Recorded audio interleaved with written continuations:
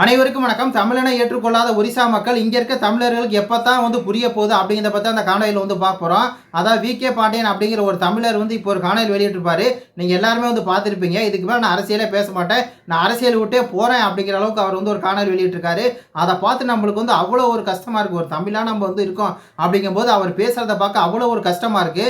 அது காரணம் என்ன? இந்த பிஜேபி காரங்க என்ன பண்றாங்க? இந்த அமித்ஷா, மோடி அவர்கள்லாம் என்ன பண்றாங்க அப்படின்னா, இந்த மாதிரி வி.கே. பாண்டியன் ஒரு தமிழன், ஒரு தமிழனா இருக்கிறவர் எப்படி ஒரிசா ஆள முடியும், எப்படி ஆள நினைக்கலாம் அப்படின்னு சொன்னது மட்டும் இல்லாமல் தமிழர்கள் திருடர்கள் அப்படிங்கிற ரேஞ்சுக்கு அங்கே பார்த்தீங்கன்னா ஒரு இன அரசியலை மேற்கொள்கிறாங்க. அந்த மக்கள் எவ்வளோ தூரம் அதை உள்வாங்குறாங்க அப்படின்னு சொல்லி பாருங்கள். அதாவது ஒரே ஒரு தேர்தலில் தாங்க இந்த பிரச்சாரத்தை செஞ்சாங்க மோடி, அமித்ஷாவும். இந்த மாதிரி வி.கே. பாண்டியன் ஒரு தமிழன் இங்கே ஒரிசா தான் ஆளணும் அப்படின்னு சொல்லி அந்த மக்களை அதே மாதிரியே முடிவு பண்ணாங்க.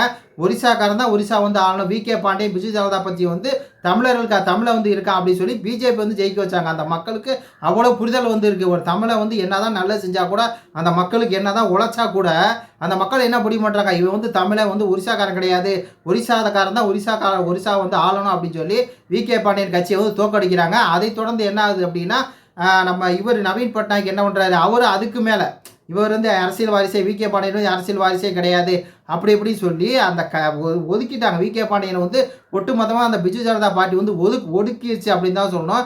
அதுக்கப்புறம் என்ன பண்ணுறாரு நம்மளுடைய வி.கே. பாண்டியன் இல்லை நான் இது மேலே அரசியலே பேசலாம் அப்படின்னு சொல்லி அவ்வளோ தூரம் இது பண்ணுறாரு. சரி, ஒரு தமிழை அங்கே அரசியல் செய்யக்கூடாது அப்படின்னு சொல்லி இவ்வளோ தூரம் சொல்கிறாங்களே, அப்போ ஒரு தமிழனா நீங்கள் இங்கே இருக்கீங்க, தமிழ்நாட்டில் இருக்கீங்க, தமிழ்நாட்டில் 50 வருஷமாக பிற மொழியால் தானே ஆட்சி செஞ்சுட்டு இருக்காங்க.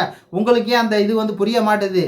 சீமானும் 15 வருஷமாக கத்திக்கிட்டே இருக்காரு. இங்கே கருணாநிதி இருக்கட்டும், ஜெயலலிதா இருக்கட்டும், எம்ஜிஆராக இருக்கட்டும், எல்லாருமே பிற மொழியாளர் தானே. அப்போ அவங்க தானே 50 வருஷமாக ஆட்சி செஞ்சுருக்காங்க. அதானே சீமான் சொல்லிருக்காரு. உங்களுக்கே அந்த புரிதல் வர மாட்டுது. உங்களுக்கே அந்த இன அரசியல்னா என்னன்னு சொல்லி தெரிய மாட்டுது. ஒரிசாக்காரனை ஒரு தமிழ் ஆளலாமா அப்படின்னு கேட்டோன்னே அந்த மக்கள் எப்படி என்னதான் நல்லது செஞ்சாலும் அந்த தமிழனை புறக்கணிச்சிட்டு ஒரிசாக்காரனுக்கு எப்படி பிஜேபியில் போய் ஓட்டு போட்டாங்க. அதே மாதிரி இங்கே இருக்க தமிழர்களுக்கு ஏன் அந்த புரிதல் வரமாட்டுது அப்படிங்கிறத எனக்கு புரியவே இல்லை.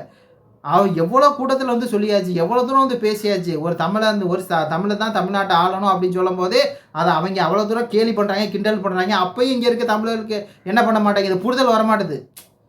இதெல்லாம் பார்க்கும்போது எப்படி தெரியுமா இருக்குது, ரொம்பவே கேவலமாக இருக்குது. ஒரு தமிழர்கள் நம்ம இங்கே இருக்கிறோம், 6 கோடி பேர் இருக்கோம், 7 கோடி பேர் இருக்கோம் நினைக்கிறோம். ஆனால் தமிழ் அல்லாதவங்க யார் செஞ்சுருக்கான் அப்படின்னு சொல்லி 15 வருஷமாக சொல்கிறோம். அந்த மக்களுக்கு எல்லாம் தெரியுது. இவன் அவ்வளோ தூரம் எள்ளி நகையாடுறான், யார் தமிழன்னு கேட்குறான், எல்லாம் தெரியுது. ஆனாலும் இந்த மக்கள் என்ன பண்ணுறாங்க, சீமானனுக்கும் நாம் தமிழர் கட்சிக்கு ஓட்டு போட மாட்டுறாங்க. 35 லட்சம் பேர் தான் ஓட்டு போட்டிருக்காங்க.